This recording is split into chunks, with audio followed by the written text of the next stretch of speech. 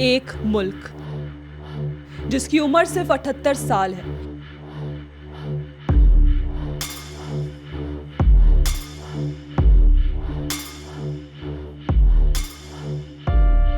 वो 5000 साल पुरानी एक सभ्यता को अपना बाप बताने निकला है। कैसे उसको चुराने निकला है। पिछले कुछ महीनों में आपने एक्स पर एक अजीब चीज नोटिस की होगी। अचानक से कुछ अकाउंट्स कह रहे हैं कि इंडस वैली सिविलाइजेशन पाकिस्तान की है, कि पशुपति सील पर जो योगी बैठे हैं वो शिवा है ही नहीं, कि कैसे कथक और ओडिसी पाकिस्तान की क्लासिकल आर्ट्स हैं, कैसे संस्कृत उनके यहाँ से निकली और इंडिया तो बस उन सबका नाम उधार लेकर चल रहा है, इंडस से।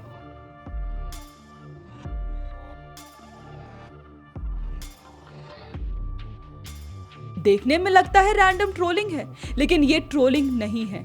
सच बोलूं तो ये पाकिस्तान की आइडेंटिटी क्राइसिस से जन्मी देश की सबसे बड़ी इनसिक्योरिटी का रिजल्ट है। और वो इनसिक्योरिटी एक सिंपल सवाल से शुरू होती है, पाकिस्तान कितना पुराना है? कल तक जो पाकिस्तानी अत्युग्रल बनकर ओटोमन तुर्क की तरह घूम रहे थे, आज इटर्नल इंडस सिविलाइजेशन के वारिस बन गए। जो आइडेंटिटी हर मौसम में कॉस्ट्यूम बदल ले, वो आइडेंटिटी नहीं, लिबास है। इंडस वैली सिविलाइजेशन 5000 साल पुरानी है, लेकिन पाकिस्तान का आइडिया मुश्किल से 125 साल। और वो आइडिया भी जमीन से पैदा नहीं हुआ था, वो बनाया गया था। आज हम आपको ये पूरा प्रोजेक्ट दिखाएंगे, कहां से शुरू हुआ, किसने प्लान किया और आज किस तरह इंडस सील डांस और सिखों को अपने में निकलने की कोशिश कर रहा है। और सबसे जरूरी बात, ये हम नहीं कह रहे, ये पाकिस्तान के अपने हिस्टोरियंस और खुद अंग्रेजों के रिकॉर्ड्स कह रहे हैं। हम एक एक कर आपको ये दिखाएंगे। पाकिस्तानी टेक्स्ट बुक्स आपको बताएंगे कि पहला पाकिस्तानी 7वीं सदी में आया मोहम्मद बिन काजिम के साथ 712 में। लेकिन ये डेट इतिहास नहीं है, ये एक मिथ है, बाद में गढ़ा गया कोरा मिथ, ताकि देश पुराना लगे। खुद पाकिस्तानी हिस्टोरियन के अजीज ने इस झूठ का मजाक उड़ाया। अजीज कह रहे हैं पाकिस्तानी बच्चे को सिखाया जाता है, हुकूमत की सुनो, फौज का साथ दो, जंग को महान बताओ और इंडिया से नफरत करो। ये मैं नहीं कह रही, ये एक पाकिस्तानी हिस्टोरियन अपनी किताब में लिख गया है। तो असली कहानी कहां से शुरू होती है?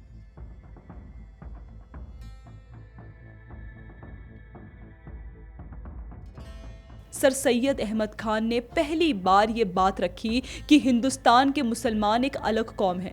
यहाँ रुकना जरूरी है ये बताने के लिए कि सर सैयद ने पाकिस्तान कभी नहीं मांगा था। वो 1898 में गुजर गए थे। उन्होंने मांगा था सेपरेट इलेक्टोरेट और मुस्लिम एजुकेशन। हाँ, लेकिन उन्होंने 2 कौम के आइडिया का बीज बोया, सिर्फ बीज, देश नहीं। और यही असली ट्विस्ट है।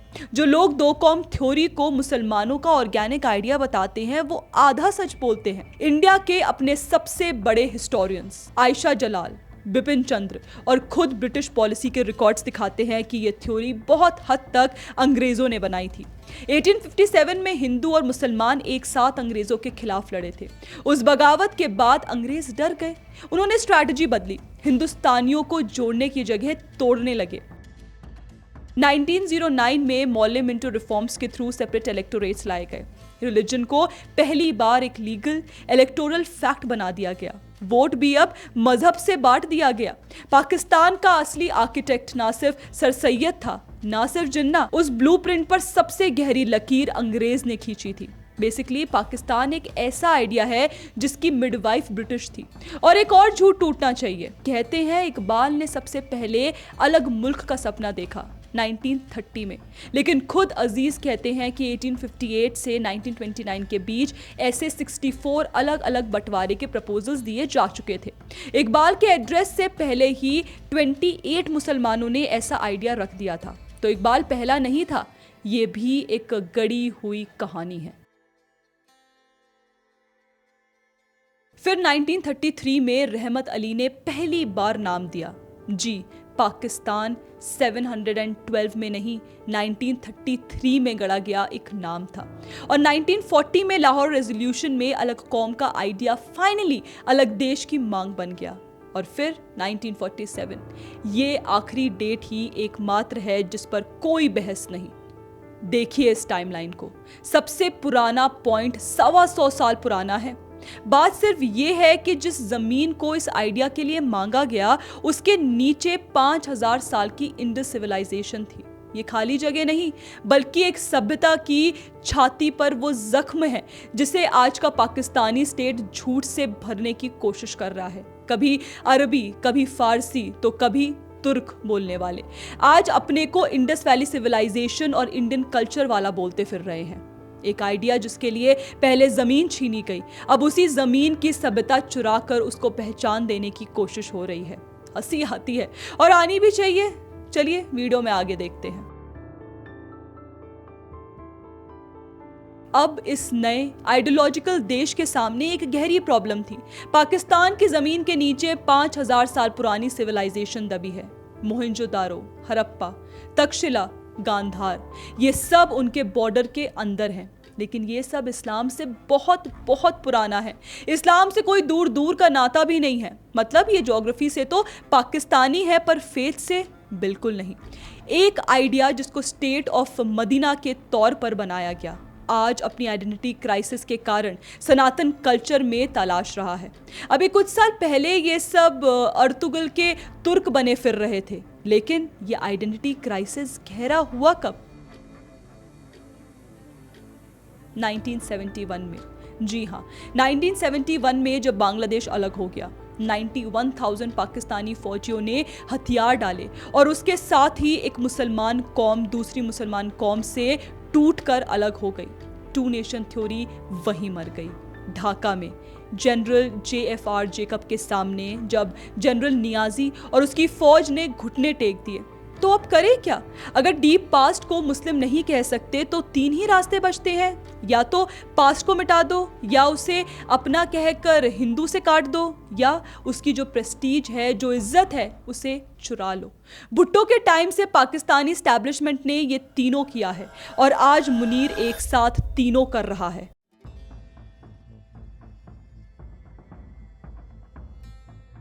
अब कोई कह सकता है ये तो इंडिया का प्रोपेगेंडा है। तो सुनिए, सबसे इंपॉर्टेंट बात, ये हम नहीं कह रहे, ये पाकिस्तान के अपने हिस्टोरियंस कह रहे हैं। के अजीज एक फेमस पाकिस्तानी हिस्टोरियन थे। उन्होंने एक किताब लिखी, द मर्डर ऑफ हिस्ट्री। उन्होंने पाकिस्तान की 66 हिस्ट्री टेक्स्ट बुक्स को पढ़ा और दिखाया कि कैसे जानबूझकर गलतियां, झूठ और फैब्रिकेशंस डाले गए ताकि एक नई नेशनल आइडेंटिटी गढ़ी जा सके। अजीज की लिस्ट में एक और कमांड है, पाकिस्तान बनने का पूरा क्रेडिट अलीगढ़ मूवमेंट को दो। यानी जिस अलीगढ़ की बात हम कर रहे हैं वो खुद अजीज के डॉक्यूमेंटेड पॉइंट्स में से एक है।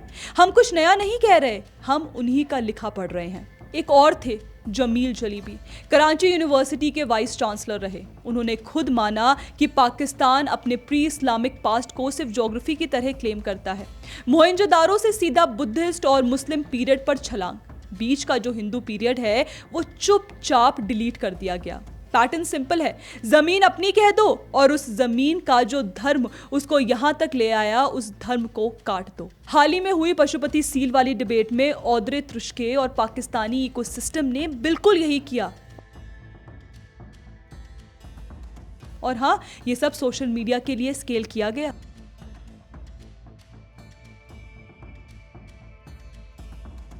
अब आता है असली ब्लूप्रिंट। जो आपको एनोनिमस अकाउंट्स का झुंड लगता है वो एक्चुअली एक एस्टैब्लिशमेंट इंटेलेक्चुअल प्रोजेक्ट का पॉपुलर वर्जन है।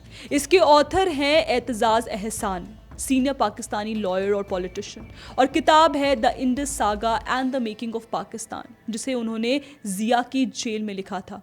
एहसान रिलीजियस टू नेशन थ्योरी को छोड़ देते हैं, उसकी जगह देते हैं इंडस थ्योरी। मतलब जो आज का पाकिस्तान है वो हमेशा से एक अलग जियो कल्चरल यूनिट रहा है, इंडिया के गैंजेटिक हार्टलैंड से अलग, और यहाँ पैदा होता है इंडस पर्सन जो अरब से भी अलग, सेंट्रल एशिया से भी अलग और इंडियन से भी अलग है। वो अलग बात है कि कुछ साल पहले यही लोग अर्तुगरुल बने घूम रहे थे। एहसान इटर्नल बॉर्डर भी खींच देते हैं। खुद उनके शब्द हैं। गुरदासपुर से काठियावाड़ तक एक लाइन जो दो जमीन, दो अलग, दो सिविलाइजेशंस को हमेशा के लिए बांट देती है, इंडस और इंडिया। और कमाल की बात, ये लाइन लगभग 1947 के बॉर्डर पर ही आती है। हिस्ट्री का स्टिकर लगा दिया पार्टीशन पर। और एहसान की अपनी किताब के जैकेट पर लिखा है 5000 साल में ये इंडस रीजन इंडिया का हिस्सा पॉलिटिकली सिर्फ 500 साल रहा। यानी वो खुद मान रहे हैं कि बाकी 4500 साल का रिश्ता क्या था। साफ है, एहसान जिस नंबर से खुद को अलग साबित करना चाहते हैं वही नंबर उन्हें जोड़ देता है। 500 साल पॉलिटिकल, 4500 इयर्स सिविलाइजेशनल, उनका हथियार ही उनके खिलाफ चल गया। तो जब कोई कहता है इंडस हमारा है, सील हिंदू नहीं है, डांस हमारा है, इंडिया ने सिर्फ नाम लिया है, वो एहसान की ही थीसिस का रिटेल वर्जन बोल रहा है।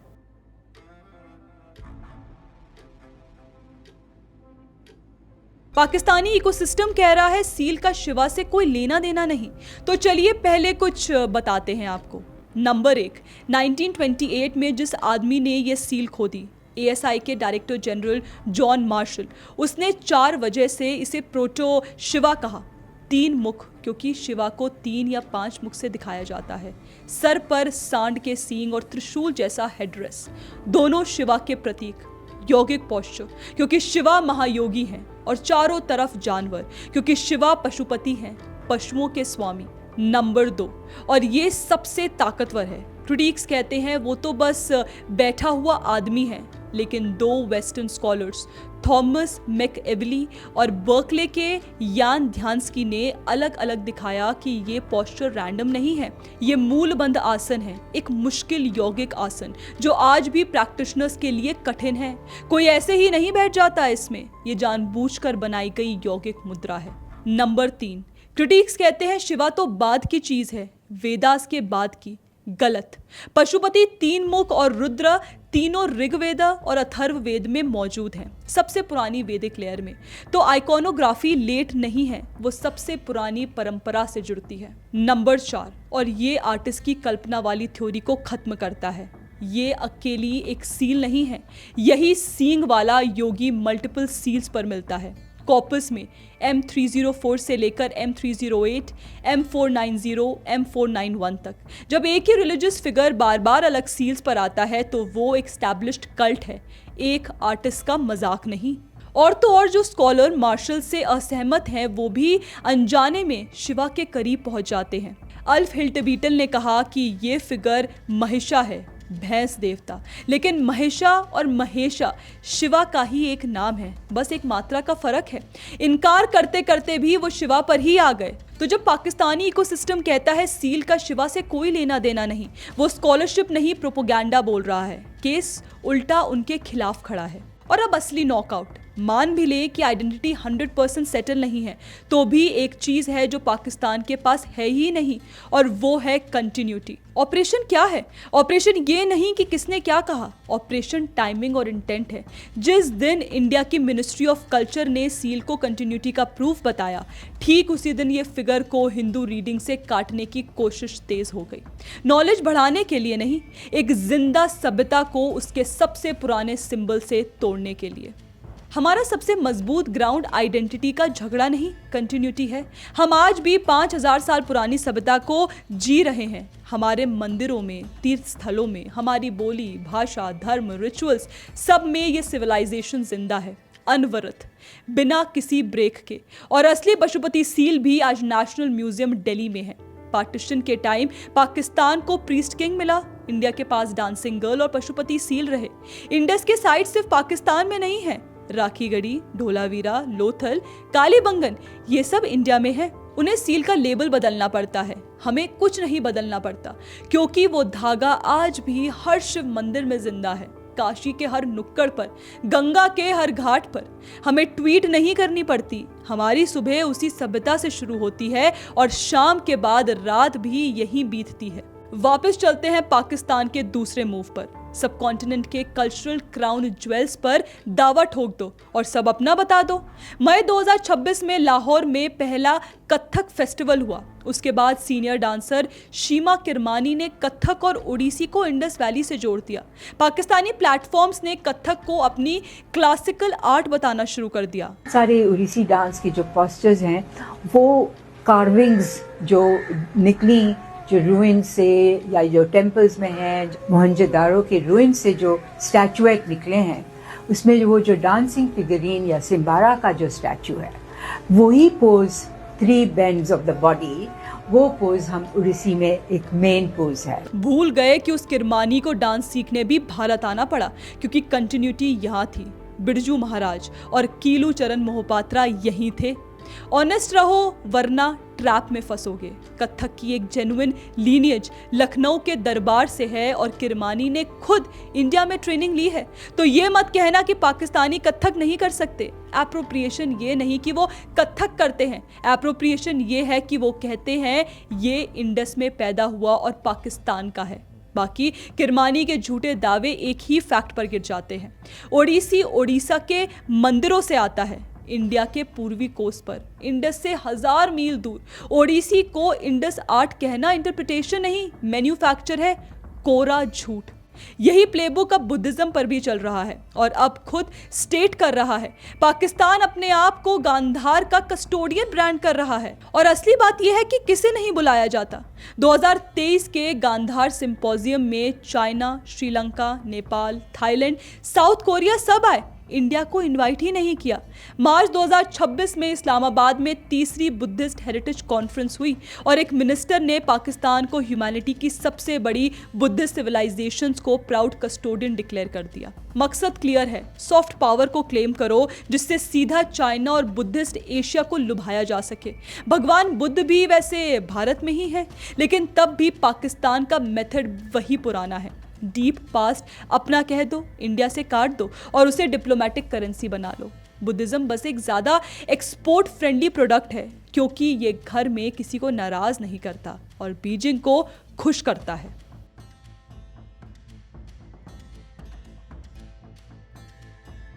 अगर पहला चेहरा पास्ट को चुराता है तो दूसरा चेहरा प्रेजेंट को तोड़ता है। तरीका यह है कि किसी कम्युनिटी को इंडियन सिविलाइजेशनल ब्लॉक से ये कहकर काट दो कि तुम तो कभी इसका हिस्सा ही नहीं थे। इंडस वाला मूव कहता है ये हेरिटेज हमारा है, हिंदू का नहीं। वेज वाला मूव कहता है तुम हिंदू हो ही नहीं तो तुम हमारे साथ हो। एक ही लॉजिक, उल्टी डायरेक्शन। पहला प्लान 2016 की सीनेट रिपोर्ट, और ये वेज कोई तुक्का नहीं है, ये लिखा हुआ है प्लान में। अक्टूबर 2016 में पाकिस्तान की सीनेट ने एक पॉलिसी डॉक्यूमेंट अपनाया जिसमें साफ लिखा था कि इंडिया के अंदर की फॉल्ट लाइंस को उभारो।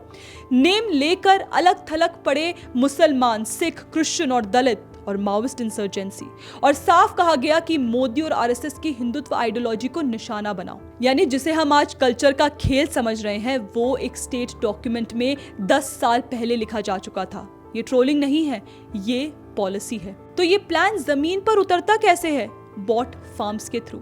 और ये हम नहीं कह रहे, ये फैक्ट चेकर्स के फॉरेंसिक रिपोर्ट्स कह रहे हैं। दिसंबर 2025 में DFRAC ने एक ऐसा अकाउंट पकड़ा जो दिखने में पूरा भारतीय था, नाम भारतीय, फीड भारतीय, लेकिन उसकी लोकेशन थी पाकिस्तान।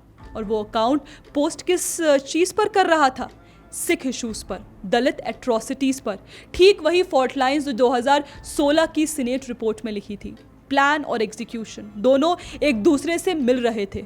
और ये एक अकाउंट की बात नहीं। जून 2025 में एक और एक्सपोज आया कि कैसे ISPR linked network American citizens, Ukrainians, Christians और सिखों की नकली पहचान ओढ़कर एंटी इंडिया और एंटी हिंदू हेट फैला रहा था। मकसद एक ही, जब एक सिख या एक दलित या एक अमेरिकन ये बोले तो झूठ ऑर्गेनिक लगे, डायरेक्टेड नहीं। नकली भारतीय नाम बनाओ, उनके मुंह में कास्ट की नफरत डालो, दलित बनाम सवर्ण, जात बनाम बाकी, और सिखों को अलग कौम बनाकर हिंदू से काटो। ये सब एक ही मशीन के अलग अलग नोजल हैं जिनका काम भारत की एकता में दरार डालना है। सिख फ्रेमिंग इसी प्लान का एक प्रॉन्ग है। एक तरफ बॉट सिख बनकर खालिस्तान का राग अलापता है, दूसरी तरफ मई 2026 में बुनियान अल मरसूस की एनिवर्सरी पर पाकिस्तानी आउटलेट्स ने कश्मीरी सिख्स के नाम से नारा चलाया। 2 लाइन एक साथ, पाकिस्तान जिंदाबाद और खालिस्तान जिंदाबाद। सिखों को इंडियन फ्रेम से काटो, पाकिस्तानी फ्रेम से जोड़ो। और इसके पीछे की स्ट्रैटेजी पुरानी और डॉक्यूमेंटेड है। 2019 में खुद पंजाब के सीएम अमरिंदर सिंह ने कहा था कि पाकिस्तान का अचानक करतारपुर कॉरिडोर खोलना सिख कम्युनिटी में वेज डालने के लिए है। द प्रिंट और ORF जैसे एनालिस्ट ने भी यही नोट किया। ये सब पुरानी ब्लीड इंडिया डॉक्ट्रीन का हिस्सा है और 2016 के प्लान ने उसी को लिखित रूप दे दिया। और अब कमाल देखिए, आज पाकिस्तानी मुसलमान खुद को राजपूत और जाट बताकर घूम रहे हैं। भाई, बिना कुल देवता और कुल देवी के तुम राजपूत और जाट कहां से बन गए? खैर, वो किसी और दिन। प्लान 2016 में लिखा गया, बॉट 2025 में पकड़ा गया। नकली नाम, असली साजिश, एक ही धागा दोनों को जोड़ता है।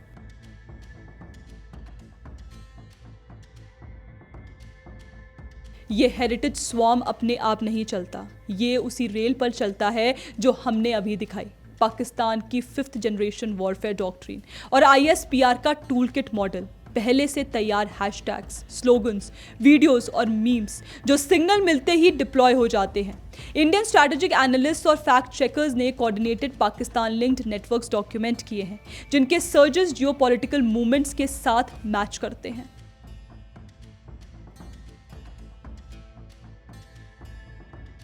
और अब वो एक बात जो पूरी परफॉर्मेंस को, पूरे प्रोपोगेंडा को ध्वस्त कर देती है। जो एस्टैब्लिशमेंट बाहर दुनिया में इंडस, गांधार, सिख और हिंदू राजपूत जाट हेरिटेज का कस्टोडियन बनता है, उसी ने घर के अंदर वही हेरिटेज मिटा दी है। बाहर कस्टोडियन, घर पर इरेजर। और नंबर्स बेरहम है। 1947 में पाकिस्तान में 428 हिंदू मंदिर थे, आज फंक्शनल बचे हैं करीब 20। 95% का सफाया। 2021 में पाकिस्तान की अपनी सुप्रीम कोर्ट कमीशन ने माना कि कटास राज और प्रहलाद मंदिर जैसे साइट्स पर निग्लेक्ट और इंक्रोचमेंट है और हिंदू आबादी पार्टीशन के 15% से गिरकर आज 2% से नीचे आ गई। दिसंबर 2025 में एक माइनॉरिटी राइट्स बॉडी ने पाकिस्तान पर हिंदू और सिख दोनों की हेरिटेज के सिस्टमैटिक निग्लेक्ट का आरोप लगाया। जो स्टेट अपने घर में सिख और हिंदू पास्ट को सड़ने देता है, उसका बाहर उसे क्लेम करने का कोई हक नहीं बनता। और एक और आयरनी, जो एस्टैब्लिशमेंट बाहर प्लूरलिस्ट इंडस आइडेंटिटी बेचता है, उसने अपने अंदर की असली डाइवर्सिटी को दबाया है। बांग्ला लैंग्वेज मूवमेंट को कुचला, जिसने 1971 बनाया। सिंधी, बलोच, पश्तून, सबकी आवाज को दबाया। और सिंधी नेशनलिस्ट तो आज भी मोहनजोदारो को पंजाबी डोमिनेटेड स्टेट के खिलाफ अपना बताते हैं। एक बनावटी एकता का कस्टोडियन, असली डाइवर्सिटी का कातिल। यही इस पूरे तमाशे का डबल स्पीक है।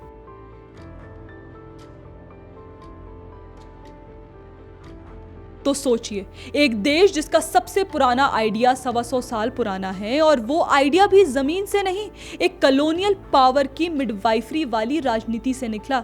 उस देश को एंशिएंट फील करने के लिए 5000 साल पुरानी सिविलाइजेशन चाहिए थी। और जब अपनी सिविलाइजेशनल डेप्थ ना हो तो आप दूसरे की चुराते हैं। इंडस चुराओ, सील से शिवा हटाओ, डांस अपना कह दो, सिखों को अलग कर दो। 125 साल पुराना पाकिस्तान का आइडिया, वो भी उधार का। इंडस 5000 साल पुराना है और वो असली है, और उसकी कंटिन्यूटी आज के भारत में है। यही फर्क है जिसे कोई प्रोपोगेंडा मिटा नहीं सकता। जो अपना इतिहास खुद मिटा दे, वो किसी और का इतिहास चुराकर अपनी पहचान नहीं बना सकता।